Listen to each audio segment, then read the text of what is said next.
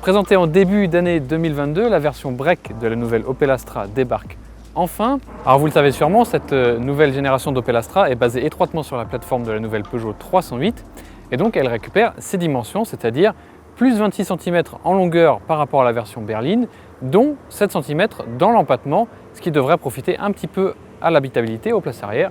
C'est ce qu'on va voir. Et à l'arrière, justement, c'est le seul endroit où on pourra voir la différence avec la version berline, puisqu'à l'avant, aucun signe distinctif. Aujourd'hui, pour cet essai, on vous présente une version tout haut de gamme, en finition Ultimate et en version hybride rechargeable, 180 chevaux. Alors évidemment, les tarifs vont piquer un petit peu, même si Opel n'a pas encore communiqué les factures exactes, eh bien, on l'estime à environ 45 000 €. Ça commence à faire cher pour une Opel. Est-ce qu'elle vaut vraiment le coup? Eh bien, c'est ce qu'on va voir dans cet essai. Mais avant de prendre place à l'avant de cette Opel Astra Sport Tourer, eh bien, on vous invite, comme d'habitude, à vous abonner à notre chaîne, à nous retrouver sur les réseaux sociaux et sur autoplus.fr et à nous laisser un petit pouce à la fin de la vidéo si elle vous a plu.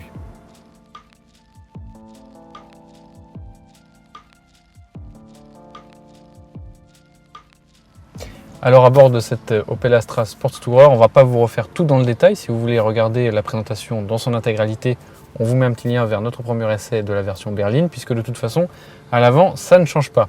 Ce qui change surtout par rapport à notre premier essai, c'est qu'ici, on est sur la finition Ultimate, donc comme son nom l'indique, la plus élevée, avec des matériaux forcément un petit peu plus cossus. Alors ça reste un peu partout des assemblages différents de plastique, mais les assemblages justement sont très sérieux, les matériaux sont plutôt bons. Et puis donc on a deux écrans alignés dans un grand bandeau, ils font chacun 10 pouces et sur cette finition Ultimate, ils sont désormais cachés derrière un panneau en verre et non pas un pourtour en plastique comme c'était le cas jusque-là. En dessous des écrans, on a quelques raccourcis pour les fonctions principales, ça c'est bien pensé.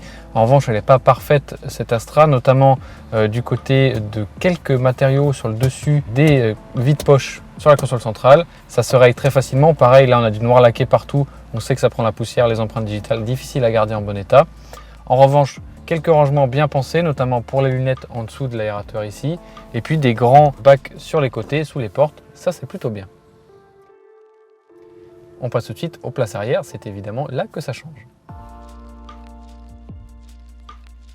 Alors on l'a dit, cette Astra Break, eh bien, elle reprend les dessous de la Peugeot 308 Break elle aussi.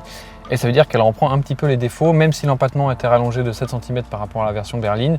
Eh bien, vous le voyez, l'habitabilité c'est quand même pas terrible par rapport à ce qu'on attendrait d'un break. C'est suffisant dans l'absolu sur le segment des compacts. Mais voilà, pour un break à vocation familiale, ça pourrait mieux faire. La place centrale c'est pareil, c'est pas très large. Un petit tunnel de servitude, un seul port USB au milieu, on pouvait attendre un petit peu mieux. En revanche, eh bien, évidemment, le gros point fort de cette version break, c'est le coffre qui est annoncé pour 608 litres. La découpe est en plus très rectiligne, très facile d'accès avec un rebord complètement plat.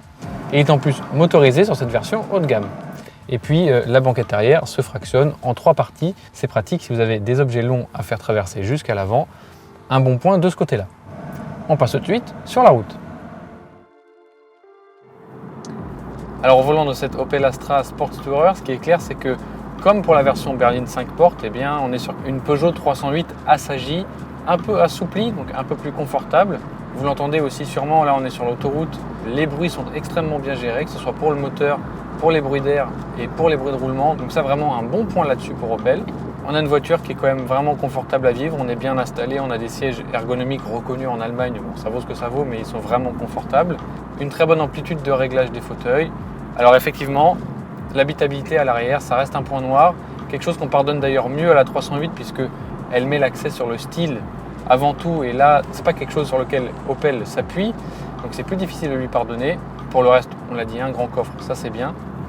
Et puis donc ici, cette motorisation 180 chevaux hybride, c'est quelque chose qu'on connaît très bien aussi chez Peugeot notamment. On n'a pas les mesures définitives évidemment de cette Opel, c'est notre premier contact. En revanche, on a mesuré avec le labo Autoplus la Peugeot 308 dans la même configuration, en break, en hybride 180 chevaux. Et batterie vide, on est à 7,3 litres au 100 km. Et la batterie justement, eh bien, elle pourra vous tenir environ 44 km en mode 100% électrique. Donc ça reste assez correct. Plus de 7 litres quand même, c'est assez conséquent. On est ici sur un 4 cylindres et non pas un 3 cylindres, donc à l'agrément supérieur, mais évidemment quand la batterie est vide, c'est un peu moins bien. Et puis d'un point de vue des performances, eh ben là on n'est pas du tout sur une sportive, hein, donc on est un peu au-dessus des 8 secondes, ce qui reste dans l'absolu pas mal. mais au niveau du comportement, avec les 300 kg de la batterie de plus, la silhouette un peu rallongée, on n'est pas du tout sur une voiture qui est ludique à conduire, elle reste équilibrée et saine, mais on n'est pas là pour s'amuser et au final, ça c'est pas très grave dans un break familial. Reste donc, on l'a évoqué en introduction, le problème des tarifs, et parce que oui, c'est un problème, on nous annonce des tarifs d'environ 1 200 € supérieurs à la version berline équivalente, donc comptez environ 45 000 € sur cette version haut de gamme en 180 chevaux hybride. 45 000 €, ça commence à faire beaucoup d'argent. C'est pas moins cher que l'équivalente chez Peugeot, même si ici l'équipement de série est quand même un peu plus généreux. Et on n'a pas vraiment de concurrence directe chez Volkswagen puisque la Golf SW n'est pas disponible en hybride rechargeable.